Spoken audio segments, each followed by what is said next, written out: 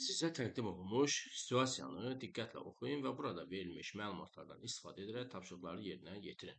Nəzərə alın ki, hər tapşırıqda alınan nəticə həmin situasiyaya bağlı növbəti tapşırıqlarda istifadə oluna bilər. Situasiyamızı oxuyaq. Ot bitkilərinin üstünü təşkil etdiyi bu təbii zonalarda formalaşan bu torpaq tipi humusun miqdarının çox olması ilə fərqlənir. Əsasən buğda, günəbaxan, şəkər tunu və sairə əkilən bu torpaqlar dünyanın ən məhsuldar torpağı hesab olunur.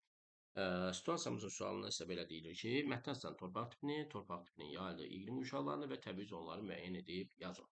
İlk növbədə deyir ki, o bitkilərin üstünü təşkil etdiyi bu təbii zona çöl təbii zonası olacaq və bu çöl təbii zonası üzərində biz əsasən qara, şabal kimi torpaqlara rast gəlirik, amma bizdən isə situasiyada isə əkilən bu torpaqlar deyəndə ən məhsuldar torpağı, dünyada ən məhsuldar torpaq kimi sayılır deyəndə biz burada qara torpaqlara əsas götürəcəyik. Demək ki, biz burada bizdən istənilən torpaq tiplərinin içərisinə biz qara torpağı uyğun görəcəyik.